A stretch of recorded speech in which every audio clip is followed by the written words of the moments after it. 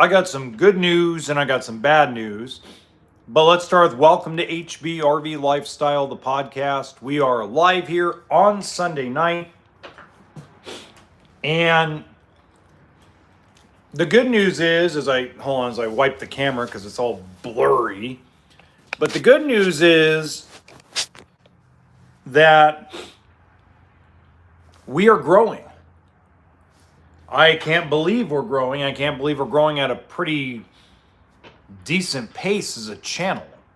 A little shocking to me. A little unexpected. Now, subscriber count hasn't really gone up, but the viewership has. And mainly the viewership on YouTube TV has gone up significantly over the last 13 days. The bad news is there are influencers in the RV space that have decided to copycat my videos. Now, I'm not going to throw names out there, but you can figure it out for yourself. If you follow a lot of YouTubers, you're going to find out that a lot of RV YouTubers are starting to utilize my content and repeat verbatim what I'm saying. Most of them full-time RVers. And of course, they don't give me any credit. I don't know if they're jealous. I don't know if they're just plain mad at me, or if they don't want to even admit that they watch and listen to my channel. Either way, I'm nice enough to not blurt out and call you out for copycatting my content. The least you could do is admit you watch, admit you listen, and give me some credit in the videos, especially when you're talking about the used RV market. Just saying. I understand that people don't want to admit that they watch me or listen to me because I'm foul-mouthed, I'm a loose cannon. I get all that. 200%, I understand that. But at some point, you can't keep repeating what I say to make ad revenue on YouTube because you ran out of original ideas and you ran out of the ability to reattract your audience and make money on YouTube. Just saying. And it's mainly full-time RVers that are doing this. They're at the Tampa Bay show with their hair all pretty and makeup all done and their best button-up shirts, walking around like they're just king tux shit. And then regurgitating everything I've said for the last 4 months on their new videos. And I'm like, hello? You're not going to tell them the sources, the guy that has been saying that for, in some cases, a year, in some cases, 2 years. You guys just finally decided to talk about it out of nowhere? No, they're not talking about it out of nowhere. They're talking about it because their viewership is significantly down and they're desperate for money because their full-time RVing costs a lot of money. It's not cheap. It's not cheap to go buy a Forest River Riverstone with a 3,500 dually truck and insurance and diesel fuel and campsites and repairs. I mean, it is not cheap to full-time RV like a lot of these people do on YouTube and TikTok. It is not cheap at all. So, desperate times. They don't want to go back to work. They don't want to quit the lifestyle because they're upside down in their truck, upside down in their fifth wheel because they bought at the top of COVID when everything was really expensive. And so instead of doing something original to reattract a new audience, they've decided, let's copycat the Honey Badgers content and hopefully we can get more viewership so we can make more money. Well, I got one symbol for all of you that are doing that. Sorry. This is why I don't go to Tampa Bay. This is why I don't go to Hershey. Because I'm not going to keep my mouth shut about that stuff. I'm going to go straight up to the people that are taking my content and regurgitating it because they're desperate for views and go up and call them out on it.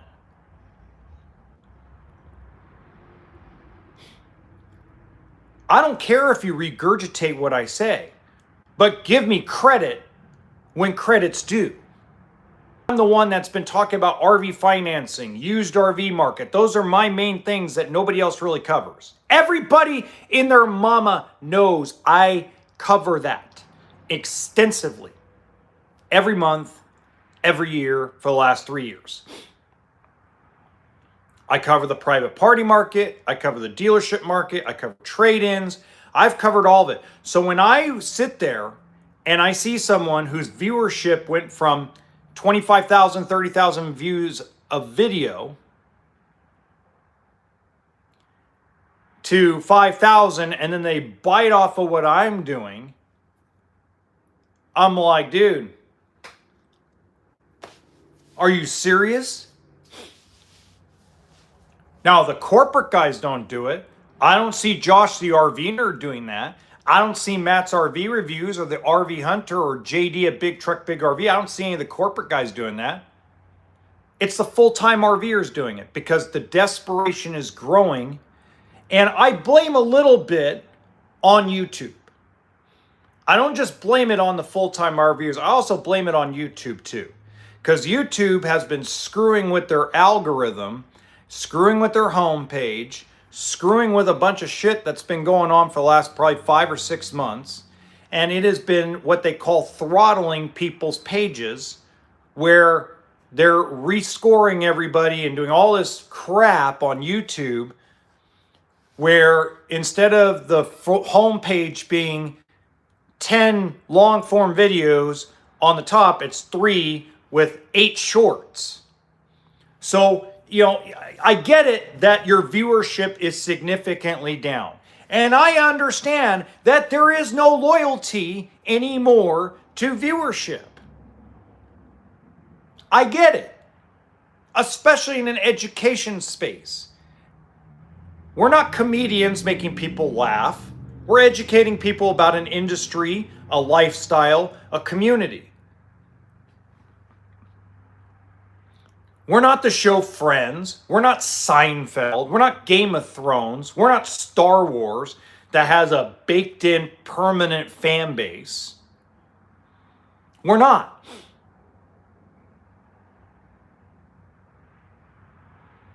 Hello, Omaha. Happy Sunday.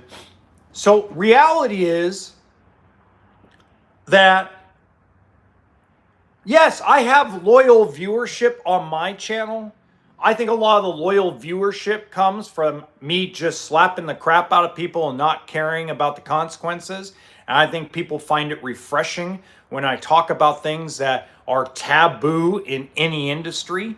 And, you know, it prevents me from getting brand deals. It prevents me from doing this full time. But then again, at the same time, folks, even if I was able to be a YouTuber full time, I'd still work at a dealership, or I'd work at a factory, or I'd work as a show dog. I would not quit working.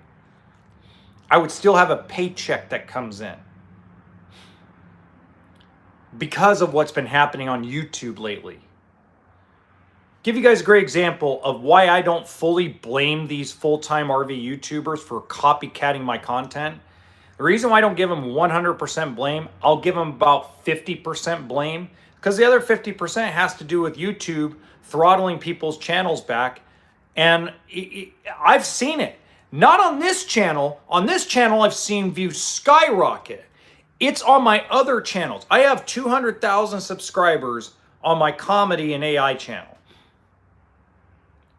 And I've lost about 60% of my viewership because YouTube has decided not to show my content to anybody. And now they're slowly bringing it back because of whatever weird thing that they're doing over there. TikTok's doing the same bloody thing. So the money in social media in the RV industry for a full-time RVer is becoming really hard, really difficult. You have some outliers. Give you an example. I'm actually been in contact with a van lifer, an actual real van lifer that doesn't stay at the Holiday Inn in between takes and in between videos. An actual person that really lives in their van, full time, 365 days a year, and been doing it for the last 9 years. And even that person has told me their viewership has tanked in the toilet. And they're not doing anything wrong. They're not doing anything different. It's just how YouTube is operating right now. So instead of getting desperate and taking my content, copycatting it, regurgitating it without giving me credit, instead of doing that, maybe you should come up with an original idea or go get a fucking job. Or stop full-time RVing because you can't afford it. Facts. Go get a job, go get a house, go buy a travel trailer and a truck, and go out for weekends, go out to shows, and stop full-timing. It's expensive. YouTube has throttled back ad revenue. Nobody's buying products, courses, and classes. Nobody's buying into the third-party inspector bullshit anymore. Everybody's kind of figured out that the certified 28-day class in Texas is horse crap. It was a scam. Because a real third-party inspection should be done by a mobile technician or by an RV repair shop that is independent of the dealership, independent of the private party seller. A person that works on it daily, not Joe Blow and Jane Doe that live in a Cedar Creek fifth wheel that travel around the country filming content and telling everybody how exciting the world is because they've got mattresses they sell, they've got sewer hoses that they sell. Those people who have never turned a wrench in a trailer, replaced a hot water heater on a daily basis, have no business inspecting an RV. None. Zero. I don't care what class you took in Texas. You got scammed out of your money. You should never have taken that class or that course. And I've said this before. If you're going to go buy an airplane because you're going to want to get your pilot's license, are you going to hire a plumber that worked on your sink to go inspect the airplane you're going to buy? No, you're going to go have an airline mechanic with 10, 15, 20 years of experience to go inspect the plane for you before you purchase it. Same concept on a motorhome. You're going to have a person that's never even changed their own oil on their car inspect your motorhome because they took a certification class for 28 days? Go fuck yourself. That's crazy. Sorry for the language, but it pisses me off. That's stupid. Hi, Ronin Store 7561. That's just crazy. So my point of the matter is, and the overall point of this first segment, yeah, Blue Ox, yeah, there you go. That's funny. Overall, the truth is that the RV influencer community is just straight out lies, deceit, magic tricks. It's all smoke and mirrors. Fugazi, it's fairy dust. It doesn't exist at the scale these people want you to believe it exists at. And the brand ambassadors, watch this. Brand ambassadors come and go.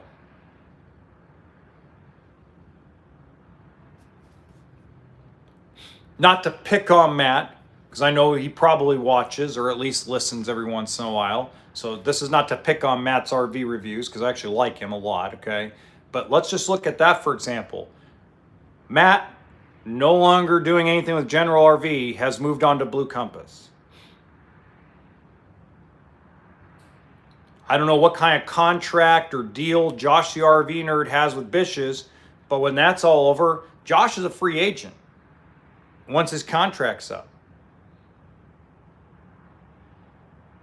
And if Josh owns his own IP, which I'm pretty sure he does, pretty smart guy, most people with the last name Winters, pretty intelligent people from who I've met, probably owns his own IP, probably owns his own brand, can move on wherever he wants and do whatever he wants.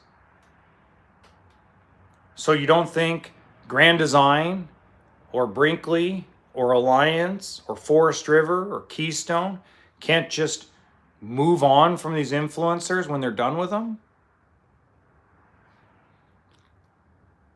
Just saying, guys.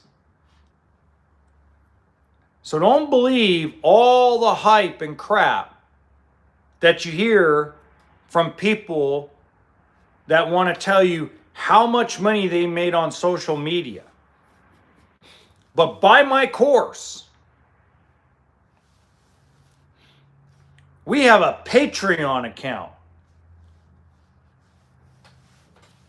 But again, fact of life. Now, does it mean all of them? No. There's people out there that are amazing content creators that are full-time RVers. RV Miles. Jason and his significant other are excellent content creators. They've got their whole thing figured out. They are a very small percentage of the people that are primarily doing it out of love for the lifestyle, and the money's a bonus. If YouTube stopped paying Jason and his significant other on RV Miles, I'm pretty sure Jason would continue to do content for the RV industry. I can guarantee you that is not the truth with a lot of full-time RV content creators. I can guarantee you that is not the truth. I guarantee you if the money dried up, they would be done doing content and moving on with their lives. They like the freedom. They like the freedom of giving you clickbait thumbnails, clickbait titles, bullshit content. Fact of life.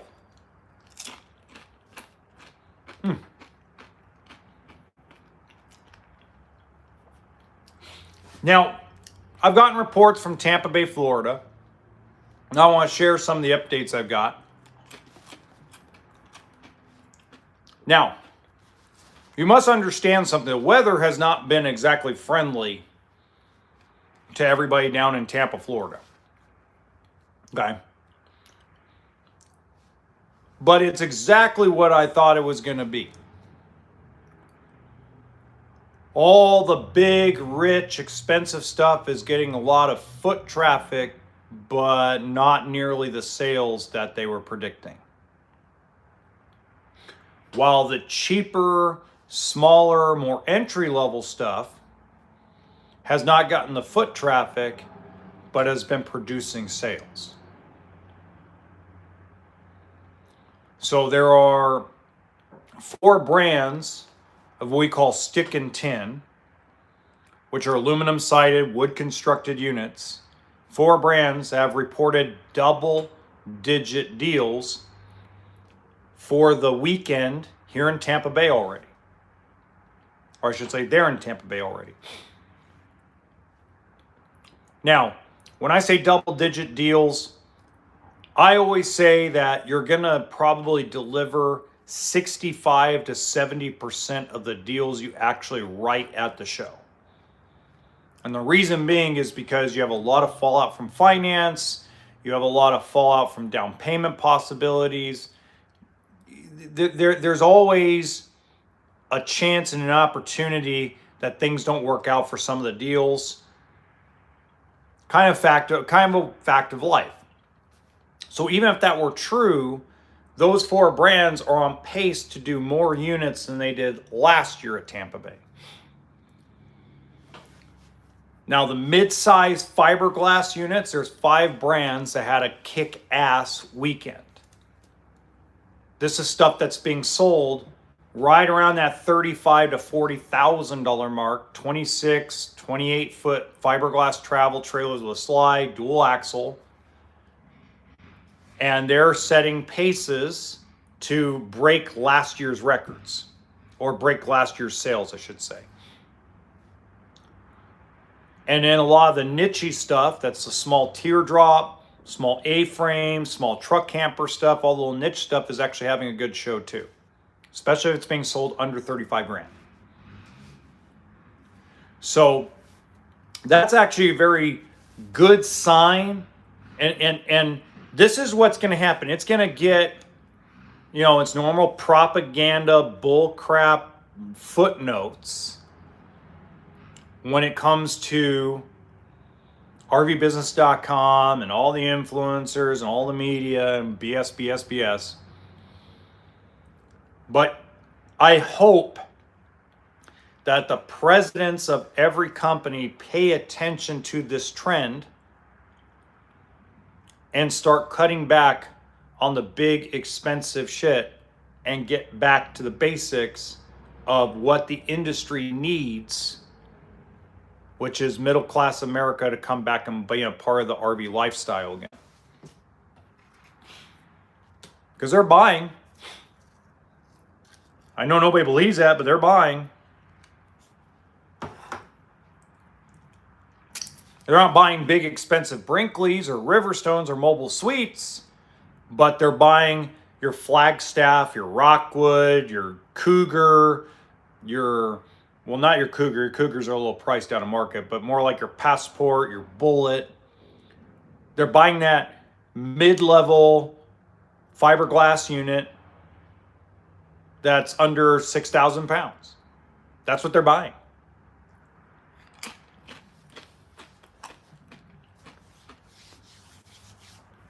They're buying small, compact travel trailers, small teardrops. And it's not overland stuff. It's not.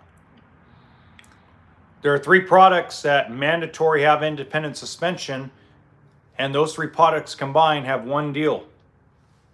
So it just goes to show you independent suspension is not that important compared to price.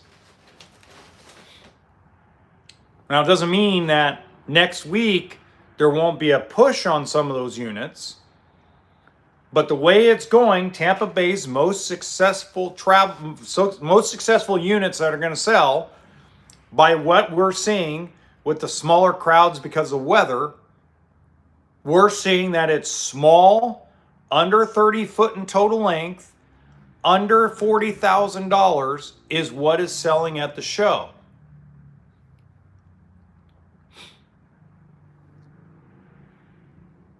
$60,000, $100,000 Airstreams, $70,000 Intex, $80,000 Brinkleys, they're not selling at the pace that the manufacturing side of the industry thought it would sell at.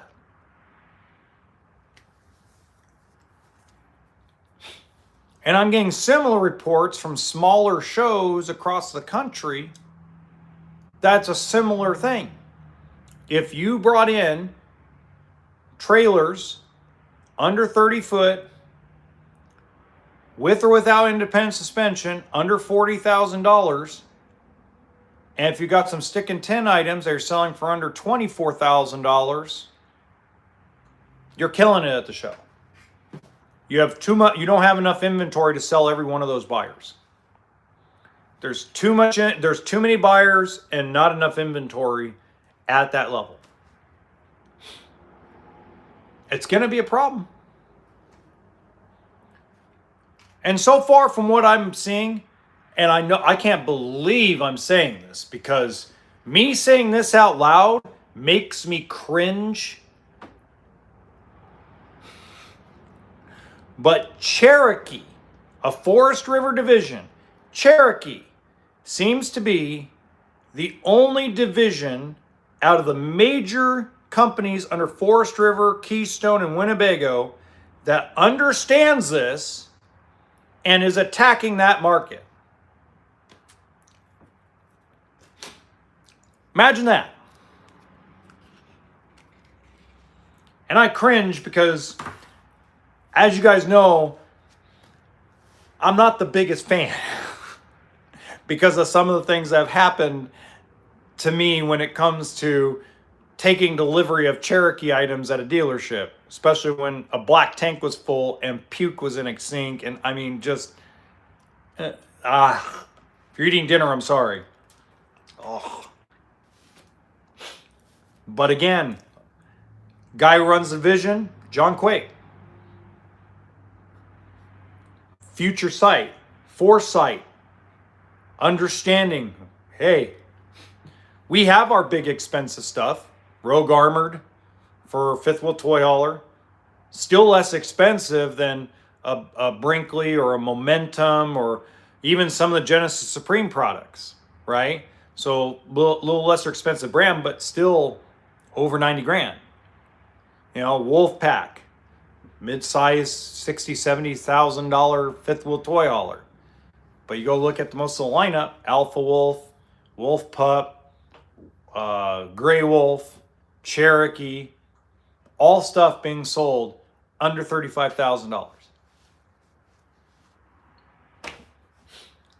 And let's give credit where credit's due. That's one of the only divisions of a manufacturer that's pushed their chips all in on the middle class.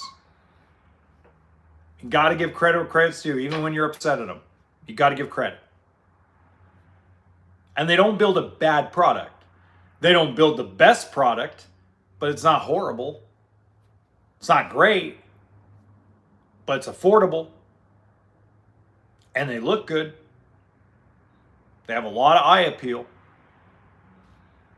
And they're affordable. They fit within people's payment and price ranges.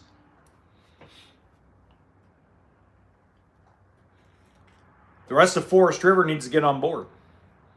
All of Thor Industries, from Heartland to Jayco to Keystone to Zinger to Coleman to all these other places, need to wake up and catch up and realize that's where the bread and butter is. You know, most people will go, well, why can't Brinkley do that? Well, Brinkley's a whole different animal. Grand Design probably is the closest out of the semi-smaller companies that has a lineup that they could do that with in the Transcend. Or maybe even the Imagine if they're still building the Imagine. Okay? But when you go look at Airstream, Intech, Brinkley, Outdoors RV, Northwood Manufacturing, they don't build a cheap product. And when they build a cheap product, because Northwood tried with the Nash Camp, it don't sell.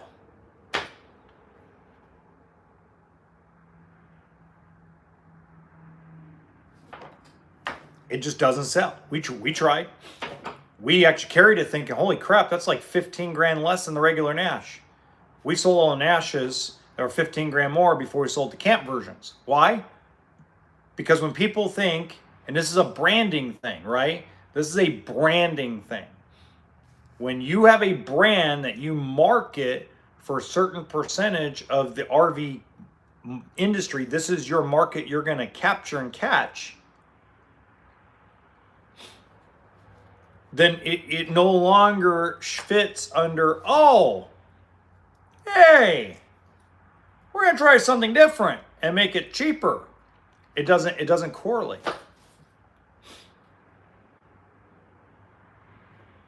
I mean, you have to relaunch an entire marketing strategy to say, hey, we've decided to buy the, we got the Z3100 Brinkley. Now we're going to do the B3150 Brinkley, and it's going to be 25 grand less. You have to relaunch an entire marketing campaign.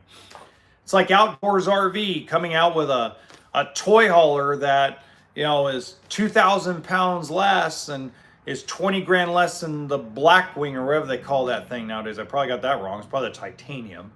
And that means Outdoors has to come out and do a whole new campaign going to the community going, hey, by the way, we decided to To cheapen our product, we've decided not to make it completely the best built product in the industry. We've decided to dummy it down so we can get the price down. But it's going to be a separate lineup. It's not going to be a part of a normal build. You have to remarket the whole thing. Otherwise, you end up with what happened to Northwood Manufacturing and the Nash camp.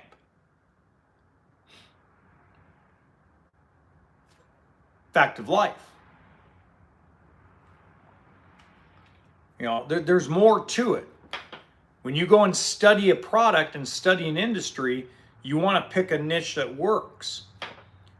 The Axiom and Mobile Suites and Riverstone products all decided they're going after that $250,000 customer, even though some of their products are not $250,000. That's what they have decided their market is. They've decided to target the wealthiest 3% of RV lifestyle attendees. They don't build something for the 97%, they build it for the 3%. That's why they build fewer. That's why they're heavier. They're going after guys that can afford the $200,000 truck they're going to need to buy the $180,000 fifth wheel. They're not targeting mom and pop that own a grocery store on Main Street and clear 75, 80 grand a year in the middle of Oklahoma. That's not who they're targeting. They're targeting Mr. Wall Street banker that makes $500,000 a year. That's who they're targeting. And they don't pretend to target anybody else. Brinkley has expanded their outreach a little bit where they're looking for the guy making $125 to $175 a year. That's who their main audience is. About probably a little less than 10% of RV buyers. So they're after a very small percentage of people too. Same thing with Grand Design Solitude. But because the industry as a whole decided to go all in on these certain dollar level products, now there's way too much product for a very small percentage of folks. And now idiots who want to use supply and demand as the only leverage of an economy and pricing look at that and go, well, they're not moving, so they got to be selling those things for dirt cheap, when they have no clue how that system would really work.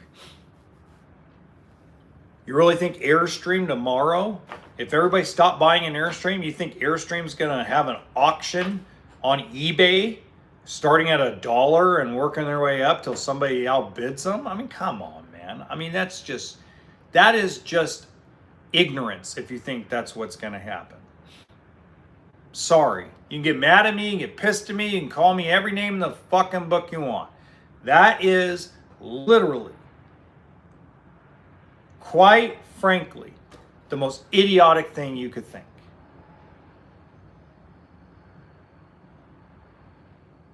Supply and demand puts more pressure on everyday products like gasoline. It's an everyday use item that over 150 million people per day use, while less than 300,000 people buy a new RV every year.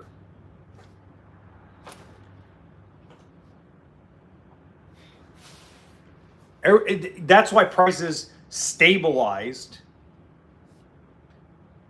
and have gone slowly back up, and why they're not going down.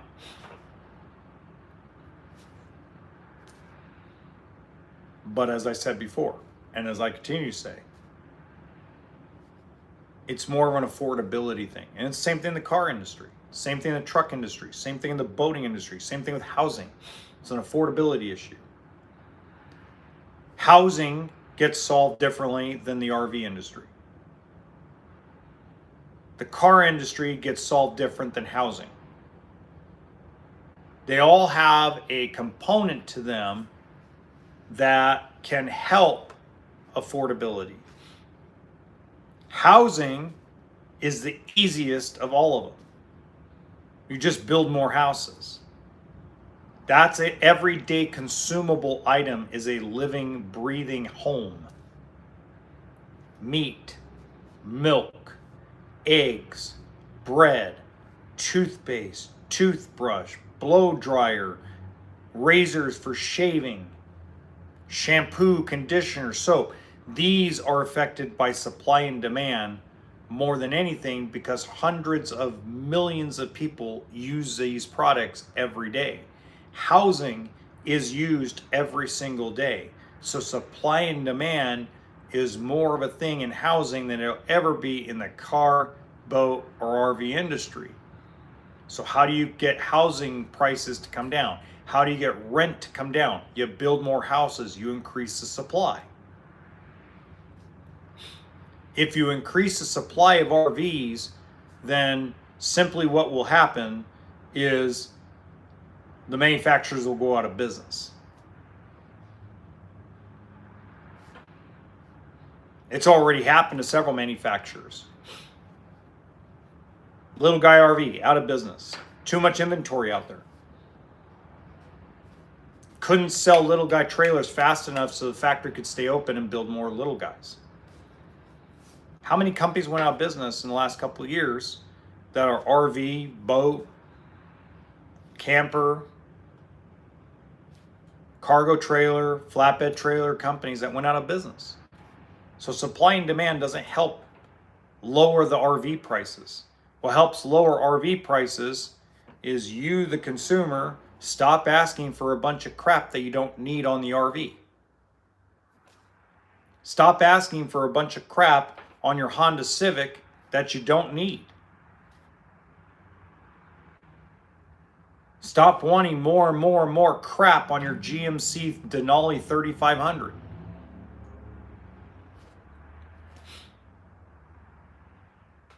Stop wanting the biggest, baddest motor on a boat.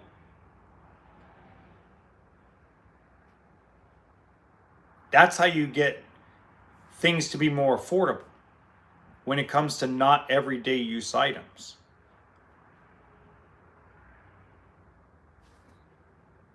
It's just a fact. Why did televisions become more affordable? Technology got better.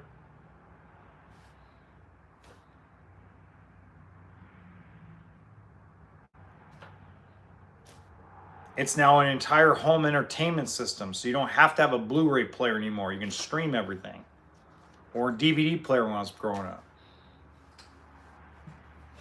So we have to understand, as a community, if we want prices to come down on recreational vehicles, we need to go to the manufacturer and say, we don't need independent suspension. I use my coach only 7 days a year. And if I do want to off-road my RV, there's the Roadmaster kit, which every single company in the RV world would accept and not kill your warranty over.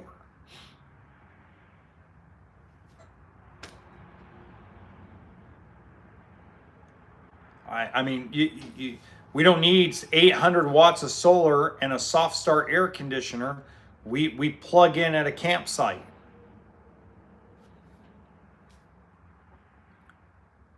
You know, get back. We used to buy cars basic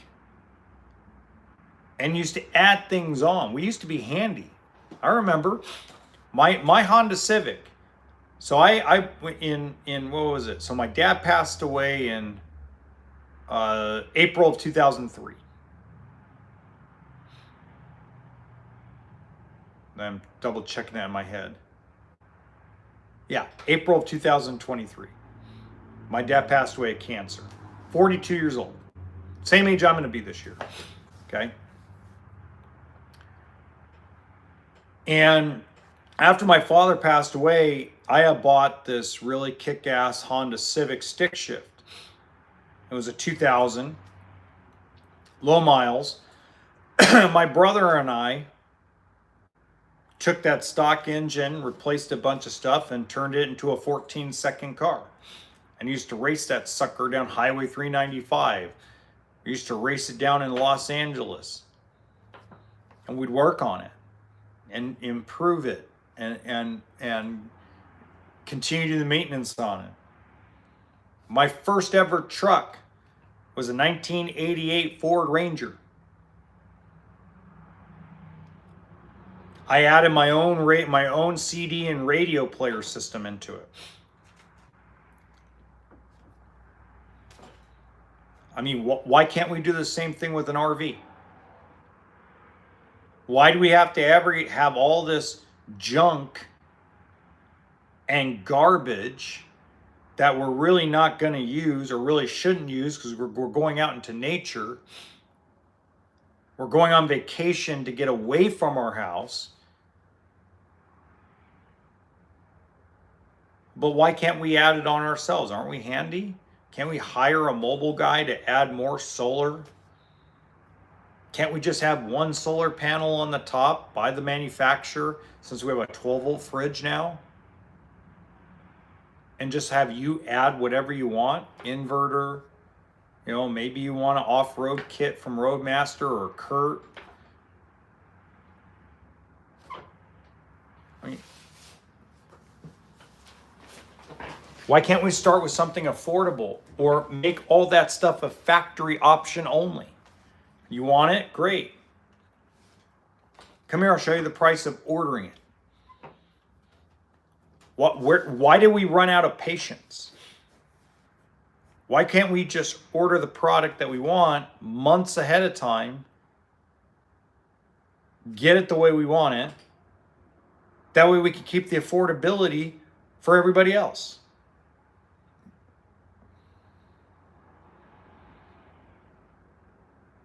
See, you, the consumer, drove the price up so bad because of your wants and needs that you don't even really need.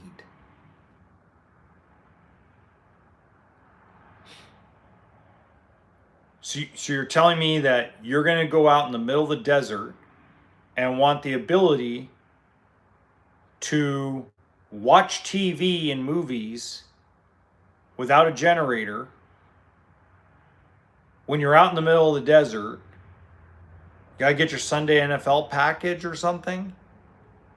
Gotta watch every Dodger game or New York Yankee game, even though you're on vacation in the middle of the desert or in the middle of the forest or in the middle of the beach? That doesn't sound like vacation. That sounds like you just want to sit your ass in a lazy chair at home. Might as well just not buy an RV and just sit at home and do the same thing. Just saying.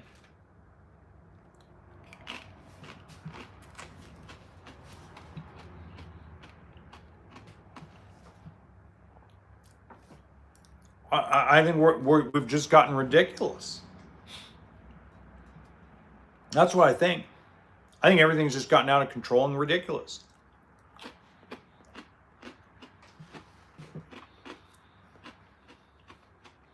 Speaking of the used RV market, I got asked two really good questions today, actually by customers that showed up to the lot. Both of them came in to look at this trade-in I took in trade-in. I did a video that gets released tomorrow. That's me being an asshole. Because it just, there gets a point in time where sometimes people just need to be slapped upside the head and say, what are you thinking? And here's what I'm talking about. So I had some folks trade in a travel trailer. And it's an old one. It's almost 21 years old. And the way they described it, I'm like, okay, I'll just wholesale it. Well, it came in and it actually was a really nice trailer. 2006, it's 4,800 pounds dry, 6,000 pound GVWR, dual axle, all the appliances work, no leaks. I went and did my own inspection on it, make sure everything kind of worked. Lights all work, water pump works fine, makes a little bit too much hell of noise, but it still works really well. Hot water heater burns hot water, scalding hot water. Tires are 2 years old, batteries are a year and a half old. I mean, it's like, oh. And they actually told me they had a tough time selling it. And when I get told that, normally I go, oh my God, there's probably a leak somewhere. It probably smells like mold. Probably smells like, a dead rat. There's probably an electrical issue. I mean, when somebody tells me they've had it on Facebook for like 4 months and they can't sell a $5,000 or $6,000 trailer on Facebook Marketplace, first thing my head goes to is, oh my God, it's got to be a rat's nest, right? Oh, it's a cream puff. So normally we get rid of things like this and wholesale them. And the reason why is because it's harder to sell a $5,000 trailer than it is to sell a $50,000 fifth wheel. So that's why I explained to some folks. I'm like, and they go, what do you mean? I go, well, I had a person come by off a TikTok video I did on it. And the guy didn't even go in the trailer to go see how nice it is on the inside, didn't go see everything work. First thing he says to me is, do you think you'll take $500 for it? I have it online for $6,000. And the guy drives 74 miles one way to come ask me in person and show me his $500 because he's got cash in hand. Really?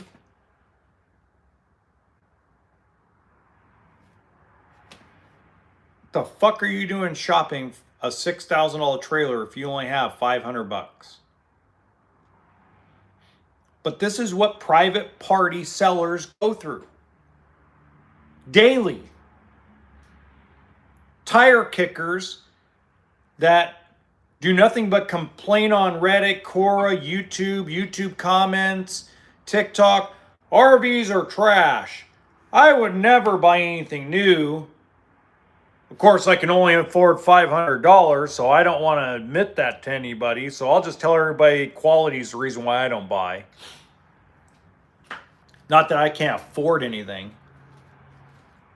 I mean, that's nuts.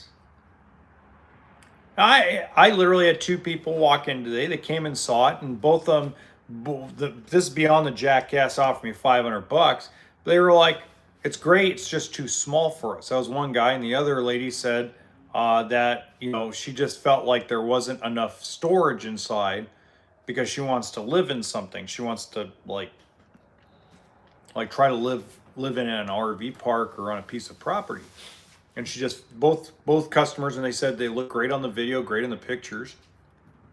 But by the time they got here and actually sat in, they're just like, it's too small. Great. And they go, do you get stuff like this very often that's bigger for the same price? And I said, generally, this is a very rare thing that I actually keep and sell myself. Normally, I give this to a wholesaler that's got a little used car lot somewhere, and they happen to have a couple of RVs and motorhomes for dirt cheap. And I go, this is a rare commodity that we don't typically do. And they go, yeah. And I go, and I hate dealing with the knuckleheads that want to come in and think they're big bad shit and come tell me. I had a guy literally come up to me 2 days ago on an Intech RV. And if you know what Intech RV is, you know that this is probably the most well-built travel trailer on the market and is Airstream's main competitor. And the guy comes up to me and says, yeah, the metal frame travel trailers like that Intech, they're really nice and really well built, but they're about $50,000 overpriced for what that frame really costs.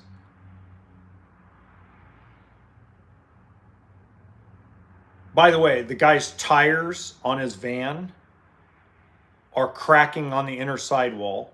So he's gonna have a blowout on his tires anytime soon. Big crack in his front windshield. And it sounds like he hasn't done any maintenance to the van on the engine in probably 2 or 3 years. So tell me you can't afford a $75,000 trailer without telling me, oh, everything's overpriced.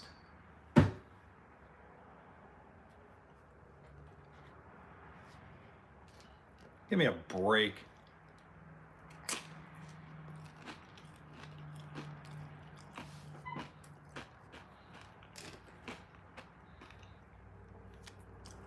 There was a point in time when I was working 300 days a year as a finance manager in an RV dealership, making $200,000-$300,000 a year. Okay, busted my ass for money, but I made it about $180 after taxes and insurance. So pretty good money, 12 grand a month. Okay, didn't last long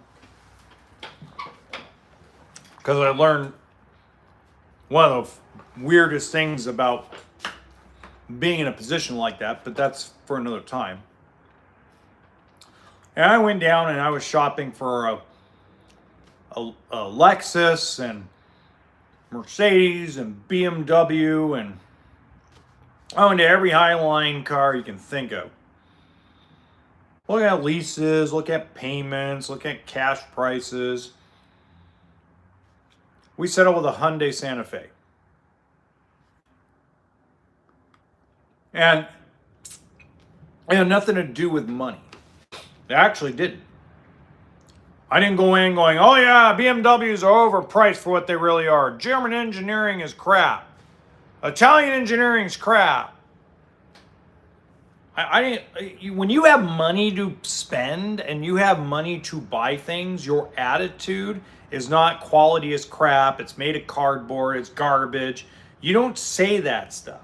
When you have actual money, you understand that things are not perfect because you understand how that money was made.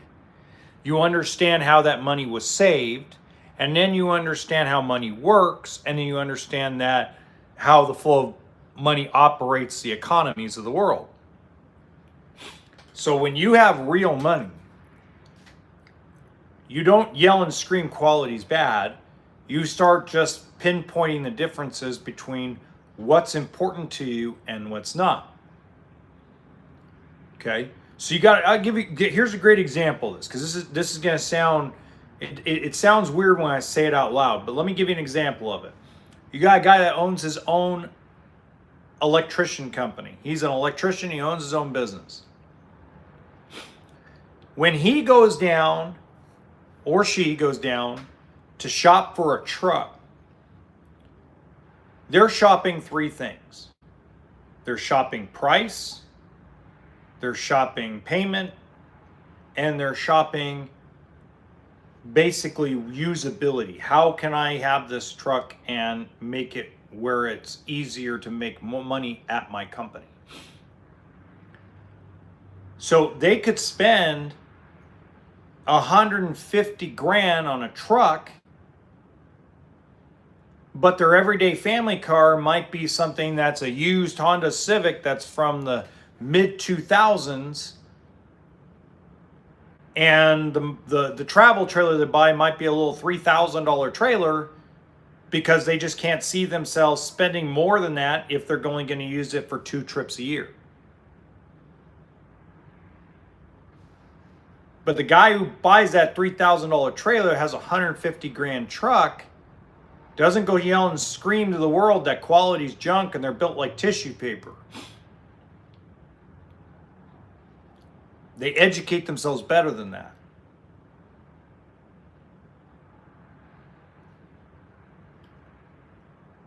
I mean, we make fun of people like that in the industry, but I understand that the more I've been around those guys, the more I understand why they're like that, where they'll go spend 200 grand on a truck, but don't want to spend more than $20,000 on a toy hauler.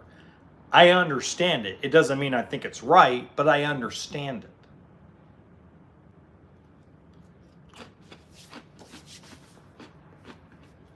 I understand their justification behind it.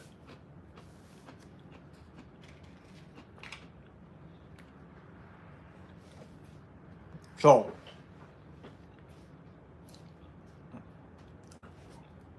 that's just what I have to say about that, because I think too many times we have too many people that go into Josh the RV Nerd's comments, or Matt's RV Reviews comments, or RV Hunter's comments, and make these shitty comments about, oh, you know, I gotta tell you folks that Alliance RV is made of cardboard. Every one of them are just gonna fall apart after 6 months.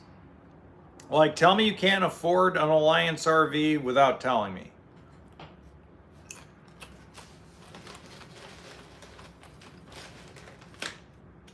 And you guys are probably like, and I know a lot of people that watch this, especially if they are in the industry, are like, man, I wish I could say that.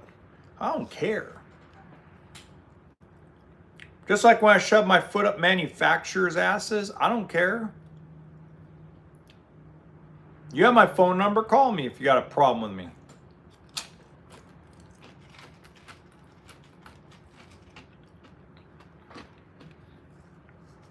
Do they? No. One did. I give credit's due, one did.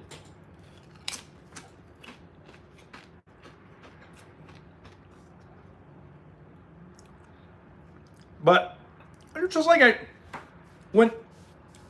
here, I'm gonna read this email to you. I got this email yesterday. I just forgot it. I just remembered it. Hold on, let me get my email real quick.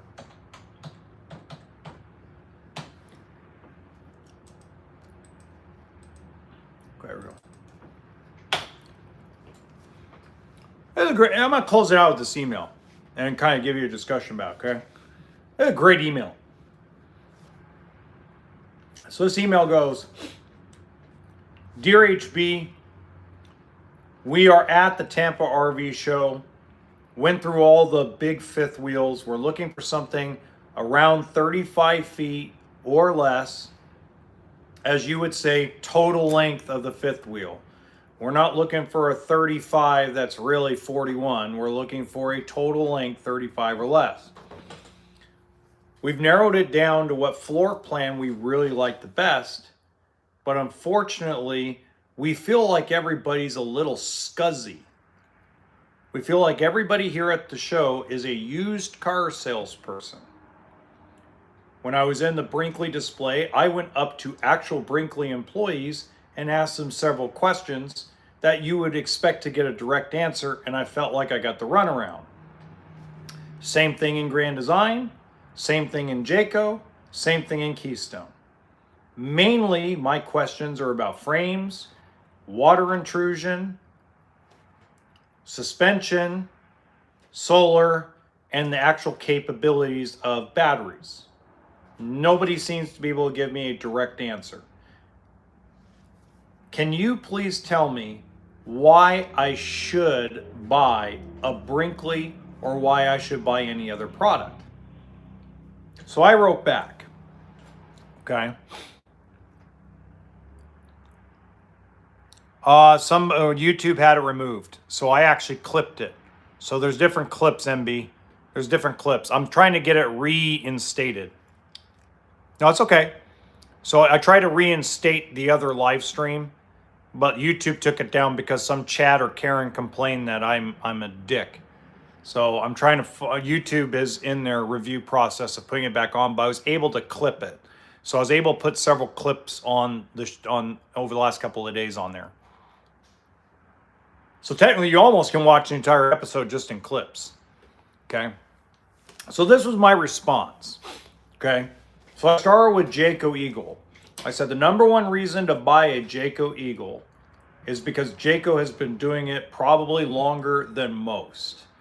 The Jayco employees are pretty much the same employees they were when Jayco was an independent company, and Thor allows them to run themselves separately like Keystone. I go, that's a segue into Keystone. Why to buy Keystone, Montana? Same reason as buying a Jayco. Jeff Reynolds has been there a long time. They're always trying to make small improvements every single year, and the Montana community is a big one.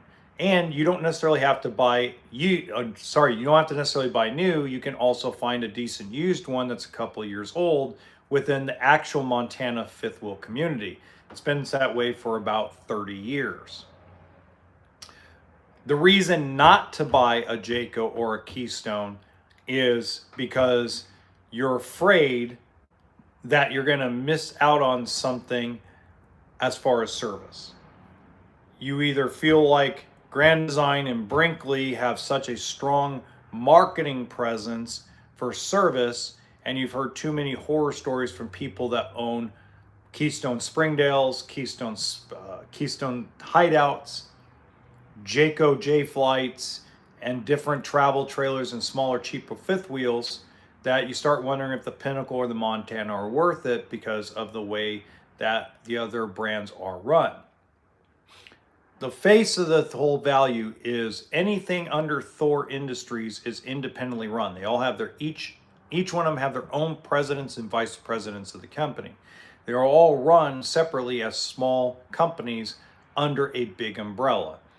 AKA, think about General Motors. General Motors has GMC, Chevrolet, Buick, Cadillac, etc.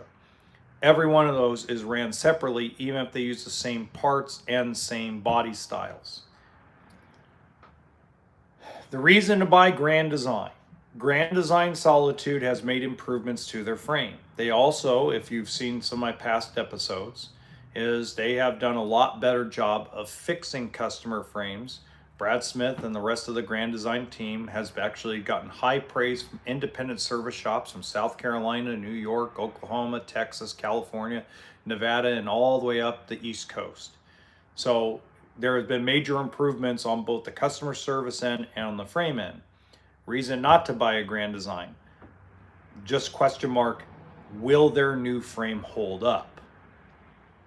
Does it mean that you shouldn't go get one? No, that would be the main reason not to buy one. When it comes to Brinkley RV has a lot of great points. No waste of space inside any of their floor plans. You feel like if there's going to be a shelf or cabinet, there's going to be one. Probably the second, if not the best, the second best lighting in the industry. Brinkley also does some really good jobs with fifth wheel toy haulers. I also think that they have one of the better looking units in the industry, and a lot of manufacturers are trying to copycat that look to try to draw eyeballs towards it. I only have 2 question marks about Brinkley. The first one is the water intrusion that they want to admit to is a lot bigger problem. It's not a huge problem where every single one ever leaks, or every other one leaks, or every 10 leak, but it is a bigger problem than what they want to admit to. And a lot of that stems from my second concern. My second concern is that eventually this company will sell to a bigger corporation for probably close to $1 billion. It is something from their history. It is something that their ownership group has a history of doing. Build up a company, pump it up for maximum value, and sell it off for huge dollars. I don't personally have a problem with that. Most people would say that's immoral and shouldn't be done, but yet they still go out and buy their products. When it comes to Forest River, the only 2 products I can really recommend at the level you're talking about is Riverstone, Cedar Creek, and Palomino. The Palomino Columbus and the rest of the other 2 Forest River brands actually do a really good job overall of keeping the cost down and the quality decent. I'm not going to tell you they're the best ever made. The best ever made at that lineup that you want to be in are outside probably your budget: Mobile Seats, Axiom, Lux, and also Redwood. But at the same time, none of the fifth wheels that you're talking about are perfect. But if you told me tomorrow that you went and bought a Z3100 Brinkley and you are super happy, then I would be excited for you, because you started your RV journey and your RV lifestyle and joined the community. Absolutely, they're not perfect and they're far from perfect. But as long as you're happy and as long as you understand that these are not perfect, and that RV, no matter what you buy, stands for toolkit and sense of humor, you will enjoy the entire aspect of the lifestyle. You'll have your ups, you'll have your downs. Just like with your car, just like with your truck, just like with your house, and just like with life, you will have your ups and downs. Hopefully this helps you out. Okay. So, why that's important is because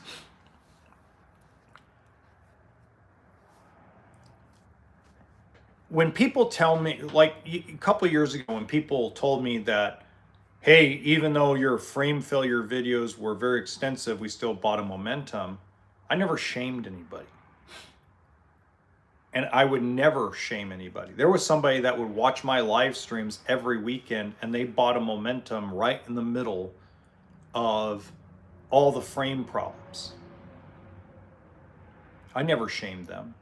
Never will, never will. It's their money.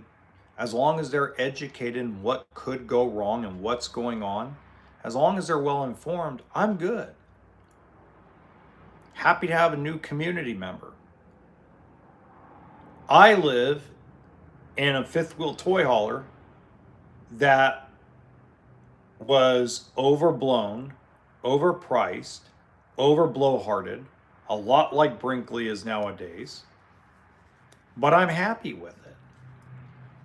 I'm happy with it because the floor plan allows me to construct a podcast studio. I have a friend of mine that owns a Gulfstream Amerilite.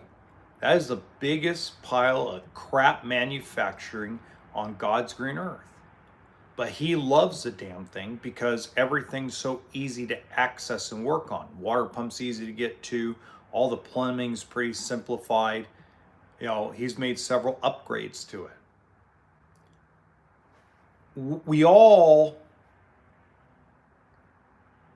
have to have an understanding, and that's why I don't shame anybody. If this person came back and told me they bought a Grand Design Solitude or a Jayco Pinnacle, I'd be happy for them.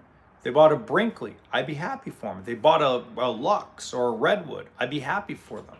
Because it means that they did their homework, they have an understanding of what they're getting into, and at the end of the day, they're happy and they're not scared of what they're getting into. You know, we need to grow the community. Growing the community does nothing but benefit humanity, because it's one of the few lifestyles that we get to escape from Stupidville world and dumbass life, and to actually do something that doesn't have to do with a 9 to 5.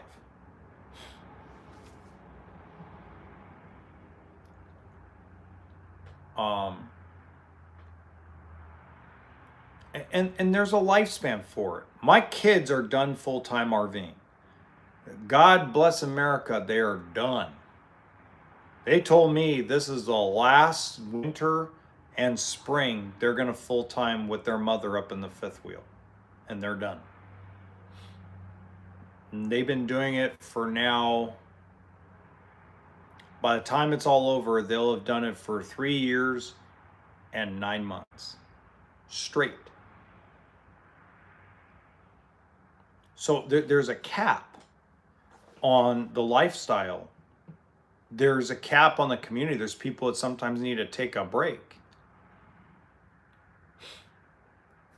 You know, quality concerns are legitimate.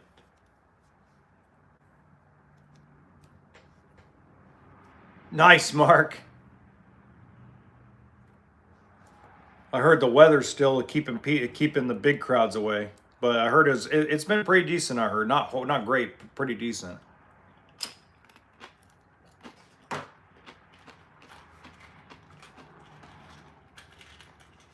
Certain segments, yeah, certain segments are doing pretty good. I heard. I covered that earlier.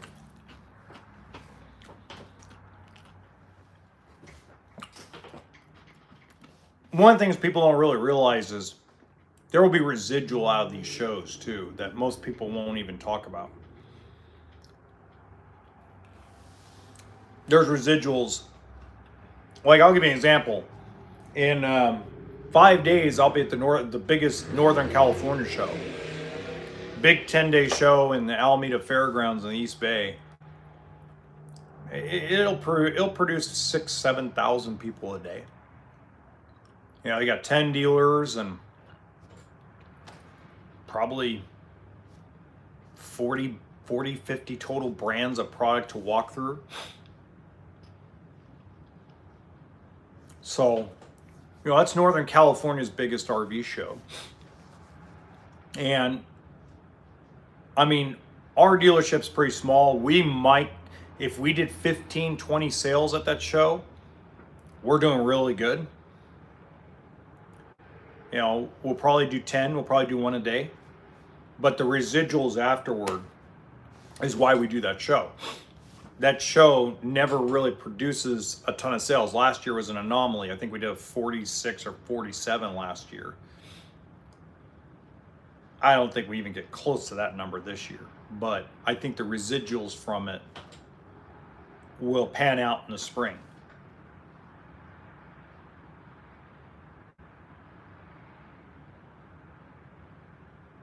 Yeah, that's normal. That sounds about right. That's normal. Super Cs, yeah. Well, Super Cs aren't that. See, Super Cs are not.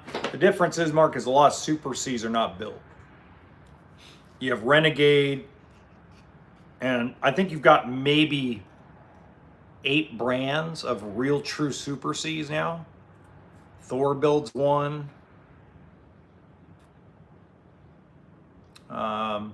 Big buses like Allegro bus, again, Allegro buses gonna sell. You know, they're targeting 3% of the affordability market, 3%. So that makes sense. Of course, they're gonna sell them pretty quick.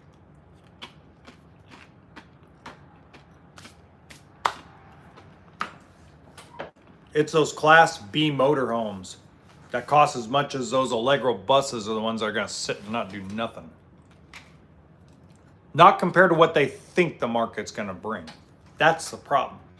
Like if it was just Pleasureway, Road Trek, Winnebago, and Coachman Beyond, and maybe Midwest Vans, of course they're gonna sell their percentage, but everybody and their mama's trying to do some kind of bull crap.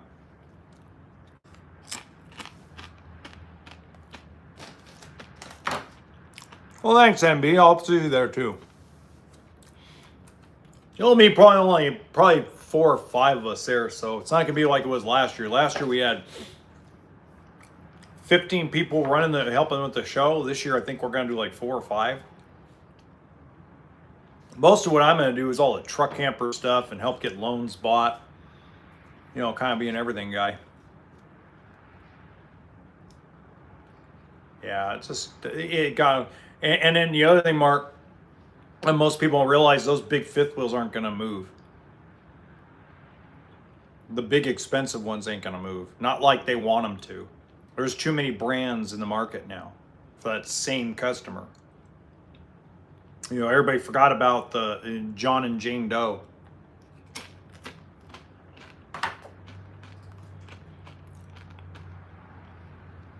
That's a horrible part. You know, I get Brinkley, and I get like Solitude, and I get Riverstone, Lux, and Mobile Suites, and Axiom.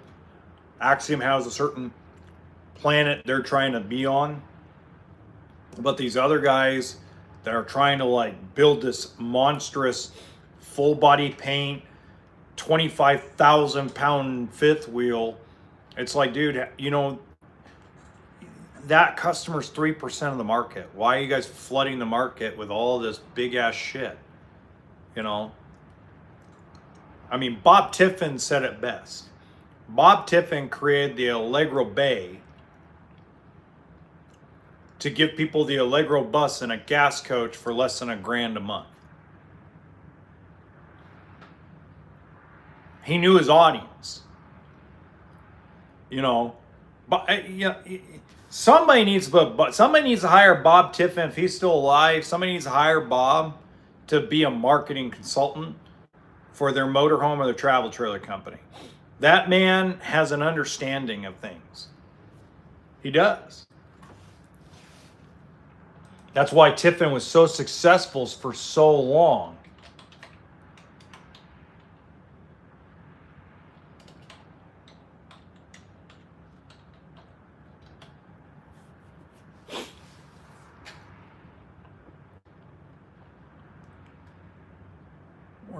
He's dead. Crap.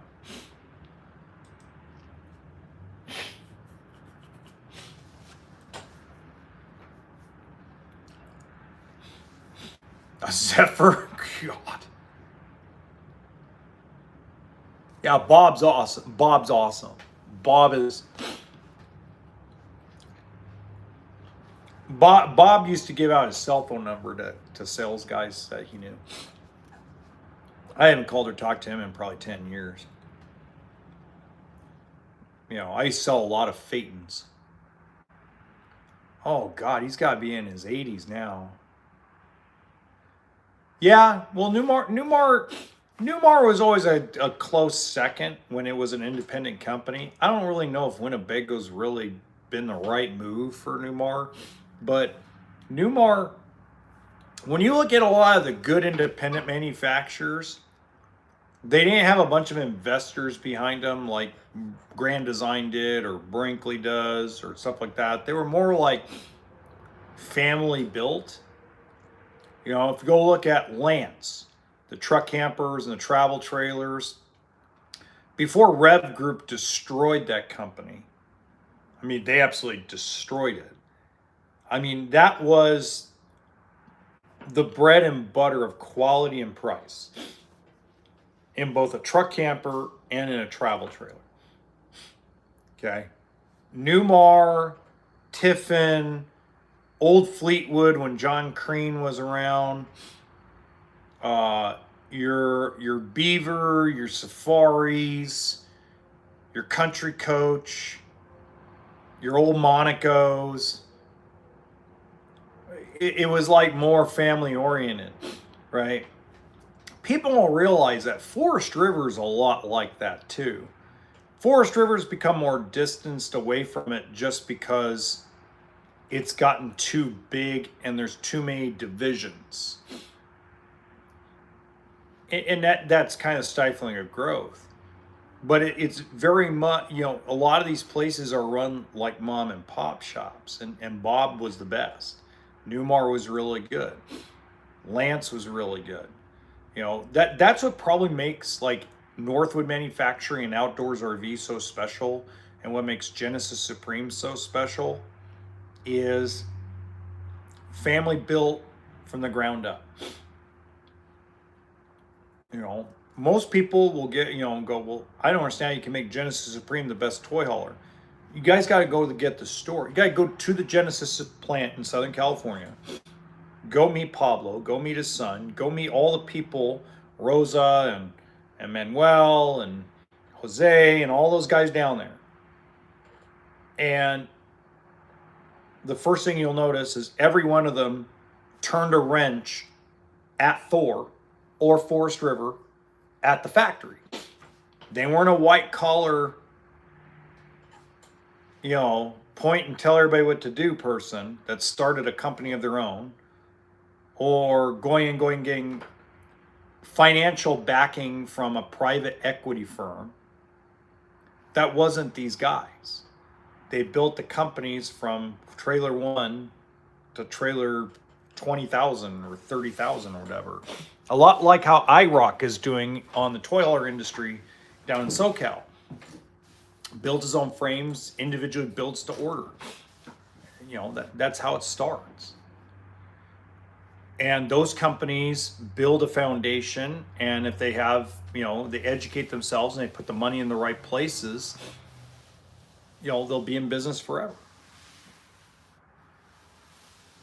And that's part of the problem with companies like Thor is you have too many chiefs to report to. One thing I like about Thor Industries is there's not a lot of chiefs in the towable departments. You have Jeff Reynolds, who's the president of Keystone.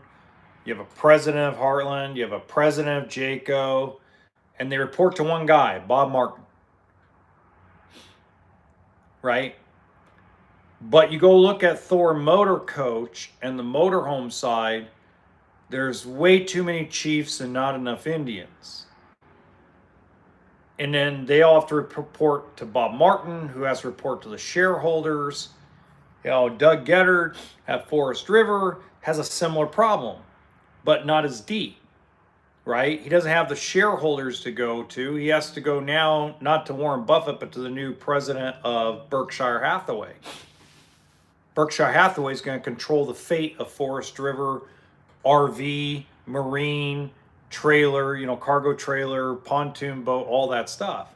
It's not just travel trailers and motorhomes. There's other divisions and portions of Forest River beyond, diesel pushers and toy haulers. So if you go look at the way this is all branched out, it's what made Tiffin so special. Was the end all be all was Bob Tiffin, and Bob took accountability. Pablo takes accountability. The Outdoor and Arctic Fox Northwood Manufacturing families that run that whole thing, they take accountability. When you get at the corporate level, and this goes with Target and Walmart and JCPenney and Macy's and Camping World and Bish's RV and Funtown RV and National Car Rental and ABC dealer of Ram, Ford across the country or whatever. When you get in a corporate level, it's all pointing fingers at each other. The warranty guy gets on the phone at Ram Trucks and says, I can't approve that. And then it goes to another guy. Nope, I can't approve it. Then it goes to another guy. No, I can't approve. And just keeps going up the chain. Everybody keeps pointing the finger at each other. And that's a corporate structure. And that's what makes some of the headaches occur when it comes to anything dealing with the RV industry or the RV lifestyle. And that's why a lot of people do like independent manufacturers. It is one of the benefits of Brinkley. One of the benefits of a Brinkley RV is it is not a corporate setting. While a lot of the ownership group is subject to whoever their financial backer is, whatever company underwrote the money to basically start the company until they sell it, whenever that is, this year, next year, whenever that actually comes to fruition, when a corporation like Thor actually has the money and doesn't back out of a deal, right? The benefit of buying a Brinkley while they're independent is there isn't the corporate mess that there is.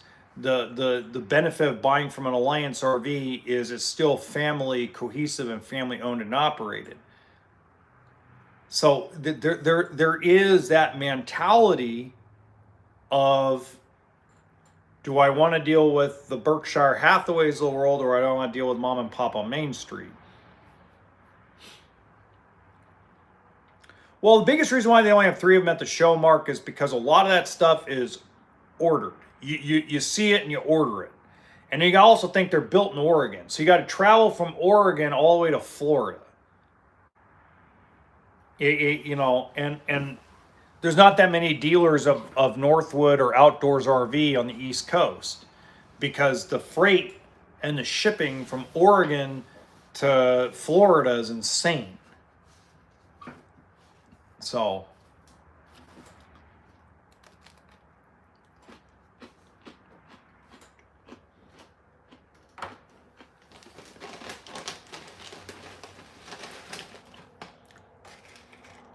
one of the things that makes Winnebago motorhome special,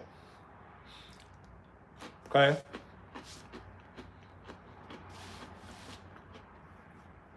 not their trailer division. The trailer division sucks. Always has sucked. But their motorized division has always been like a service department's best friend.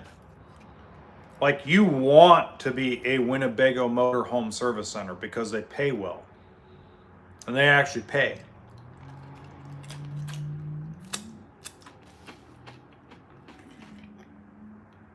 And parts are easier to get because they manufacture the parts themselves most of the time. So Winnebago motorhomes may be butt ugly and out of touch with interior design, but they do a great job building their unit.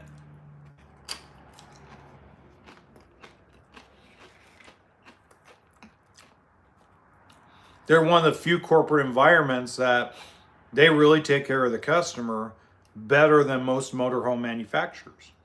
They even took, no offense to Bob, love Bob Tiffin, but there were times where Winnebago took a lot better care of their customer than Bob Tiffin did. So, you know, it's always give or take with this stuff. It really is.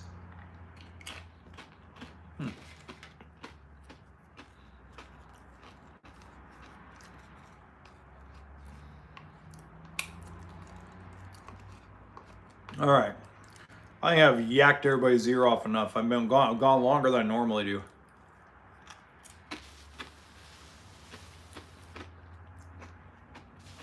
I don't mind the B plus stuff. I still consider to be a class C.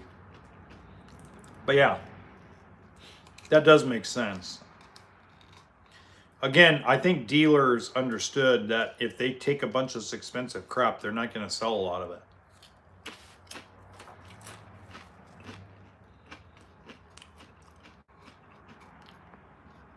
Like, I love Arctic Fox. We're taking Arctic Fox to the Northern California show in 5 days. We're going to take a bunch of them tomorrow. There's 3 of them. But I'm not taking more than that because, number one, they couldn't build in the other 2 floor plans I wanted in time. And number 2 is, I mean, they're 55 grand. You add you add taxes and how much it's going to cost to put all the truck support equipment on. It's 55 grand. I'd rather take a bunch of Palominos there because Palominos are 27,000.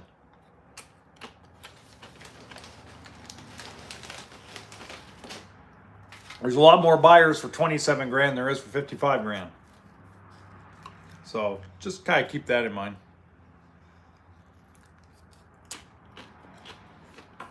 All right, guys, that's it for me. You guys have a good night.